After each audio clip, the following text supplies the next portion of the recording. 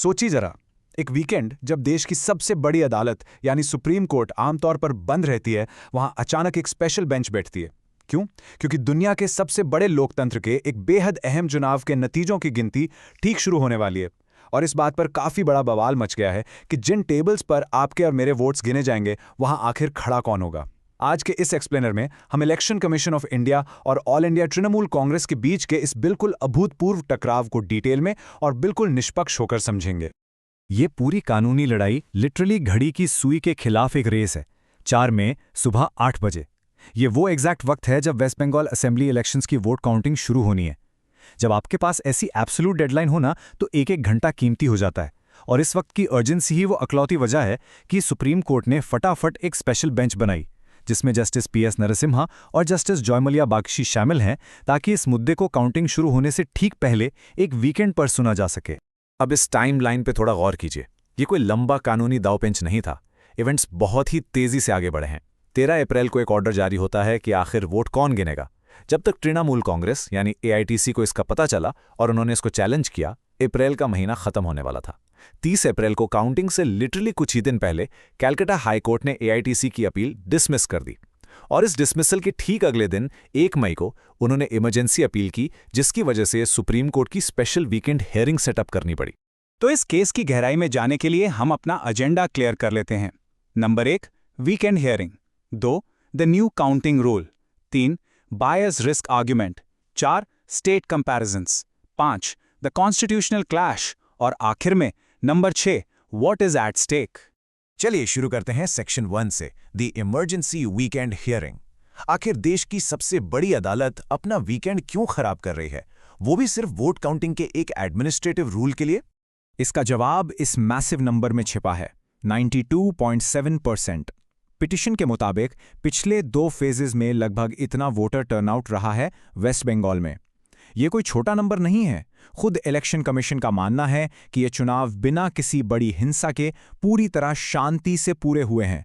तो जब लगभग 93% जनता अपना वोट डालने आई हो, तो उन वोट्स की गिनती कितनी ईमानदारी से हो रही है, ये एब्सोल्युटली क्रूशियल हो जाता है। एआईटीसी का यही कहना है कि इतने शांतिपूर्ण और मैसिव टर्नआउट के बाद ठीक आखिरी वक्त पर काउंटिंग रूम के नियम बदल देना इमीडिएट जुडिशियल स्क्रूटिनी की मांग करता है। अब आते हैं सेक्शन 2 पर, द न्यू काउंटिंग रूल। किस नियम ने अचानक इतना बवाल खड़ा कर दिया? इस पूरे सुप्रीम कोर्ट शोडाउन की जड़ में एक अकेला ऑर्डर है, जो वेस्ट बंगाल के एडिशनल चीफ इलेक्टोरल ऑफिसर ने जारी किया था। नियम बड़ा सिंपल लगता है। हर काउंटिंग टेबल पर कम से कम एक अधिकारी, चाहे वो काउंटिंग सुपरवाइजर हो या काउंटिंग असिस्टेंट, सेंट्रल गवर्नमेंट या किसी सेंट्रल पीएसयू का एम्प्लॉय जरूर होना चाहिए। सुनने में शायद एक छोटा सा एडमिनिस्ट्रेटिव मुद्दा लगे, है ना? लेकिन वेस्ट बंगाल के इस हाई वोल्टेज पॉलिटिकल माहौल में उस टेबल पर आखिर कौन बैठेगा, ये एक बहुत बड़ा विवाद बन गया है। इस नियम पर हमें दोनों पक्षों को बिल्कुल निष्पक्ष होकर देखना होगा। एक तरफ ईसीआई का फर्मली मानना है कि इससे काउंटिंग में ट्रांसपेरेंसी, इंटेग्रिटी और ऑर्डरली कंडक्ट आएगा।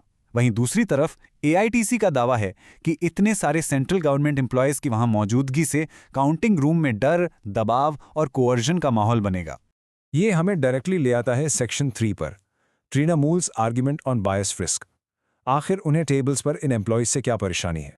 एआईटीसी की पिटिशन इस कोर्ट के जरिए उनका लॉजिक बिल्कुल साफ कर देती है। उन्होंने लिखा है, such direct control of BJP over the central government / central PSU employees gives rise to an apparent risk of bias, influence and partisan conduct. इसका मतलब साफ है, एआईटीसी की मेन पॉलिटिकल राइवल बीजेपी हैं। उनका मानना है कि क्योंकि सेंट्रल गवर्नमेंट डायरेक्टली बीजेपी के कंट्रोल में है, इसलिए इन एम्प्लॉयज के होने से बायस का रिस्क नेचुरली बढ़ जाता है। उनका लॉजिक ये है कि जस्टिस सिर्फ होना नहीं चाहिए, बल्कि होते हुए दिखना भी चाहिए।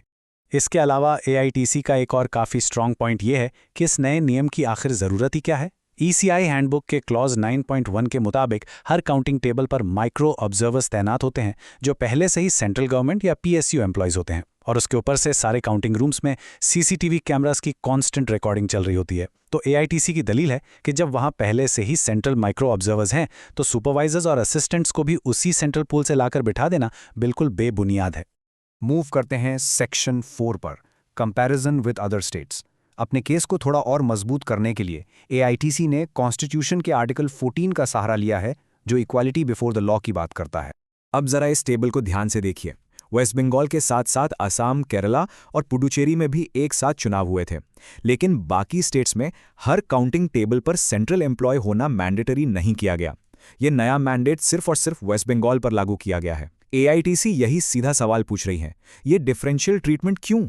उनका आरोप है कि हाई कोर्ट ने इस डिस्क्रिमिनेटरी नियम पर ठीक से ध्यान नहीं दिया और उनके मुताबिक ये रूल पूरी तरह से वेस्ट बंगाल को टारगेट करने के लिए लाया गया है। Next up, section 5, the constitutional legal clash. Counting room की पॉलिटिक्स से थोड़ा बाहर निकलें तो ये केस हमारे संविधान का एक बहुत बड़ा टेस्ट है।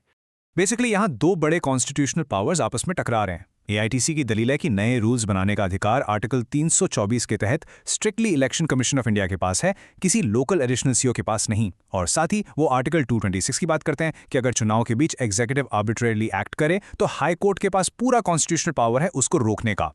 लेकिन कहानी में ट्विस्ट लाता है आर्टिकल 329B।